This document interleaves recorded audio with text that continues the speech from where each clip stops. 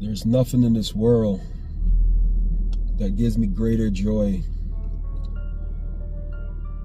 than to read the Bible, teach the Bible, believing on the testimony. No greater joy, no matter what it is in the world.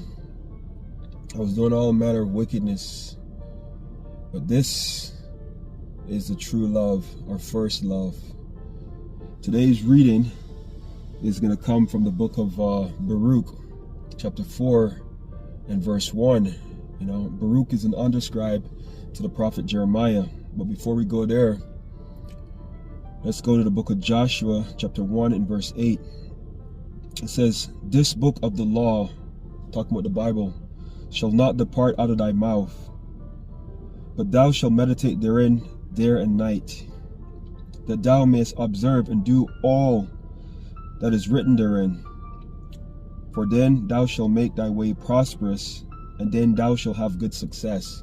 This is our instruction book. This is our heritage. This is what's supposed to guide us in our decision making. The book of Romans, chapter 15 and verse 4. It says, "For whatsoever things were written aforetime was written for our learning." For our learning, we have the examples. As scripture says, we have enough for salvation. We know in part, therefore we prophesy in part. We have enough for salvation. Today's reading is coming from the book of Baruch, chapter 4 and verse 1. It says, "This is the book of the commandments of the Most High." Once again, talking about the Bible. "And the law that endure forever." Yes. So when people tell you that the law is done away with, that's a lie. Romans chapter 7 and verse 1, you know, the law has dominion over a man as long as he liveth. So when they say the law is done away with, if anybody tells you that, run away from them. I'm not saying the law, first of all, we can't keep the law perfect. I'm not saying the law is going to save us, you know, but we faith without works, you know, we got to rehearse the righteous acts pursuant to the book of Judges 5 and 11. It says, "This is the book of the commandments of the Most High, and the law that endure forever.